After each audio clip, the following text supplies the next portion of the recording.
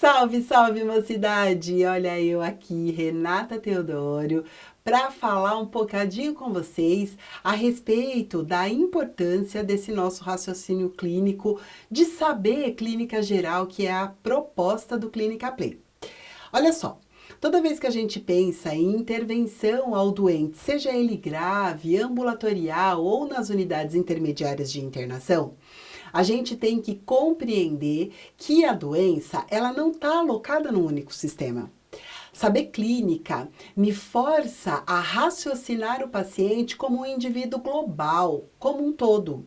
Afinal de contas, a doença cardíaca vai ter impacto renal, a renal vai ter impacto no sistema nervoso, no sistema hepático.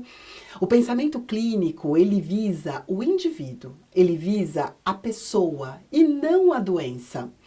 É esse convite que o Clínica Play te faz. Nesse sentido, a gente alicerça o desenvolvimento do conhecimento a partir do que é normal, por isso que a gente começa pela fisiologia. Passa pelo processo patológico, ou seja, como que a doença de fato se instala. Tudo vem de uma lesão celular. E aí a gente vai crescendo até compreender as patologias no macro. E como eu diagnostico isso? Para saber tudo isso, eu preciso saber laboratório, eu preciso saber imagem e assim por diante.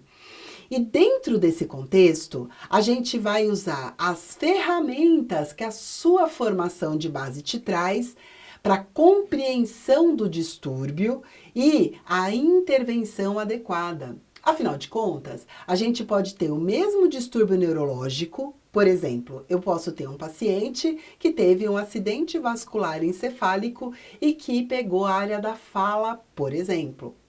E aí, para o neurologista, ele vai, do ponto de vista clínico, pensar na lesão do neurônio, como ela aconteceu, em que fase do processo inflamatório está, se existe alguma conduta medicamentosa ou não. Eu, como fisioterapeuta, vou pensar quais são as alterações cinético-funcionais dessas alterações, dessa lesão neuronal que esse paciente teve e qual é a abordagem que eu devo tomar em relação a isso. E aí eu preciso de processos de repetição, eu preciso de reaprendizado motor. O que eu preciso pensar para esse paciente?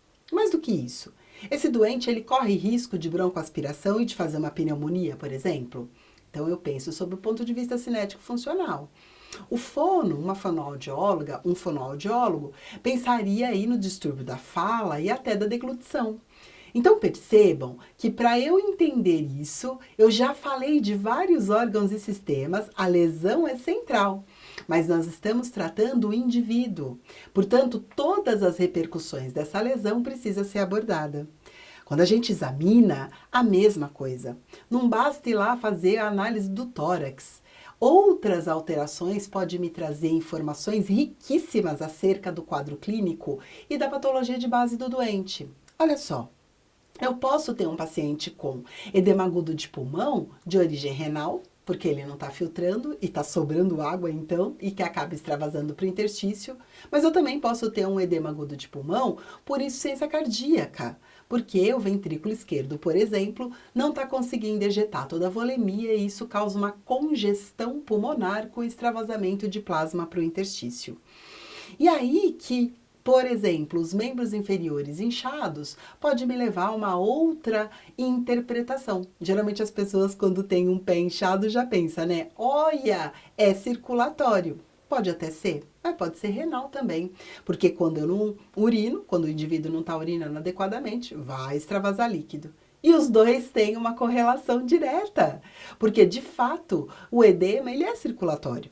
Porque eu tive extravasamento de algum fluido aí, sob um ponto de vista de aumento da pressão hidrostática nesse sistema.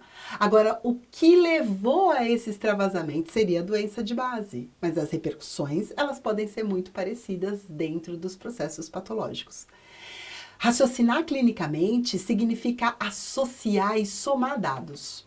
Então, eu preciso ouvir, eu preciso ver, eu preciso interpretar o laboratório para conseguir elaborar um bom diagnóstico e assim uma boa conduta.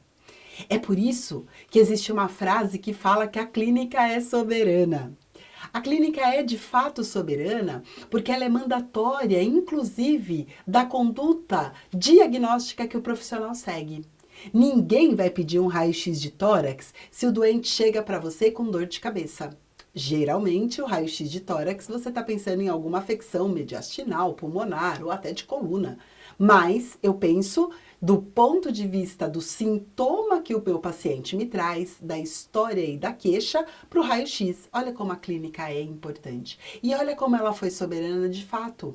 Porque, inclusive, o diagnóstico de imagem, que de fato vai nortear o diagnóstico, que pode ser uma pneumonia, a pessoa chegar com uma dor nas costas. Mas percebam que eu preciso ter um norte para tomar a conduta de solicitar exames complementares. E aí sim eu completo o raciocínio clínico com os exames solicitados. E até para descartar outros exames. Sabe, gente, no Brasil, nós temos uma saúde extremamente cara. Exatamente porque a gente não tem um pensamento clínico bem elaborado. E isso de todos os profissionais de saúde. Do médico, do enfermeiro, do fisioterapeuta, do fonoaudiólogo. A gente tem muita dificuldade. E aí a gente pede exame. Por quê? Porque eu não consigo estabelecer as relações entre os processos patológicos e terapêuticos que me traz a relação saúde-doença, saúde, que é para onde eu quero ir. E aí o que acontece? Uma pilha de pedidos de exame, não é assim? A minha mãe, quando vai no médico e não vem com um calhamaço assim de solicitação, ela fala, nossa, o médico é muito ruim, não pediu um examezinho. Nem precisava muitas vezes. O diagnóstico foi soberanamente clínico. Ele colheu uma boa história, fez uma boa anamnese, um bom exame físico e não foi necessário um exame complementar. Não estamos falando que o exame complementar não é importante, ele faz parte da clínica, inclusive. Mas eu falei que ele é complementar. Portanto, eu tive um raciocínio lógico que me levou à necessidade daquele exame para confirmar ou descartar alguma hipótese diagnóstica. O nosso convite é ter esse raciocínio macro, transdisciplinar. Talvez pela nossa formação ser muito segmentada, a gente aprende cada coisinha num momento, a gente não consiga amarrar todas as pontas necessárias para ter uma conduta global, uma conduta sistêmica diante dos diversos distúrbios que a gente vai vivenciar com o nosso paciente no nosso dia a dia. Convido vocês a partir conosco nessa jornada, falando aí desses processos, desde a fisiologia mais básica ao processo patológico mais complexo do doente clínico. E do doente cirúrgico, inclusive, porque o doente é cirúrgico para o cirurgião. Mas para nós, que estamos abordando ele após o procedimento, ele é clínico de novo. E, inclusive, a ferida operatória passa a ser uma morbidade dentro de um contexto, por exemplo, se eu for pensar na dor. E a dor, como elemento de base sozinha, eu preciso pensar, tudo bem, na causa, mas em todas as repercussões que ela pode me trazer. O raciocínio clínico, ele interage com os sintomas, ele interage com os sinais, ele interage com o normal. Muitas vezes, a gente precisa entender qual é a anatomia patológica. Já ouviram falar nisso? Anatomia patológica. Quando você faz, por exemplo, uma biópsia, vem esse termo escrito no exame.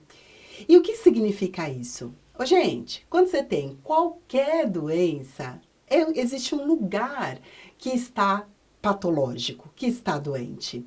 A anatomia patológica, ela define exatamente qual é esse lugar. E aí, se eu não sei anatomia, eu não sei anatomia patológica. Então, eu tenho que saber fisiologia, porque eu tenho que saber o que é normal. Eu tenho que saber patologia para localizar o processo. E eu tenho que saber a anatomia funcional para que eu consiga estabelecer e linkar todas essas pontes. O raciocínio clínico, gente, é de verdade o raciocínio que te embasa na tomada de decisão, seja ela conservadora, cirúrgica, seja ela do ponto de vista expectante, muitas vezes esperar é preciso, não tem intervenção necessária naquele paciente. O convite é a abraçar de fato a sua abordagem sistêmica à saúde, partindo de alicerces básicos e que você já tem. Só que não lembra como faz para estabelecer essa ponte. Eu vou te ajudar, hein? Então, chegou aí o Clínica Play para trazer para você a clínica de verdade, a clínica soberana, mas dentro de um contexto que faça com que o conhecimento já existente faça de verdade sentido, para você conseguir ler o exame, interpretar e pá! Avaliar todas essas alterações que ele pode trazer no próprio doente. Então, eu já espero a alteração A ou B no meu paciente. Por exemplo, uma pessoa que chega para mim convulsionando e nunca teve convulsão, eu preciso repensar, uai, o que pode ter acontecido aí? Será que pode ser eletrólitos? Hiponatremia causa convulsão. Você sabe por quê que baixa de sódio causa convulsão? Tá vendo como você precisa aprender clínica? E não é aprender a palavra boa, não. A palavra legal mesmo é ressignificar. Ressignificar conhecimento para estabelecer esse raciocínio clínico de base que a gente tanto quer. Então, contem comigo nessa jornada. A gente vai ter muita coisa para correlacionar, muita coisa para relembrar e muita coisa para estabelecer e restabelecer para que esse raciocínio se desenvolva de maneira natural aí na sua cabecinha. Quando você vê o paciente, você vai ter um mapa da clínica já estabelecido no seu mindset. É chique falar mindset, né? Então agora tem essas palavras aí bonitas. Assim como biofeedback negativo. É chiquérrimo falar biofeedback negativo. Gente, um grande beijo e eu espero vocês nessa nossa jornada pra gente caminhar bem juntinho. Até mais!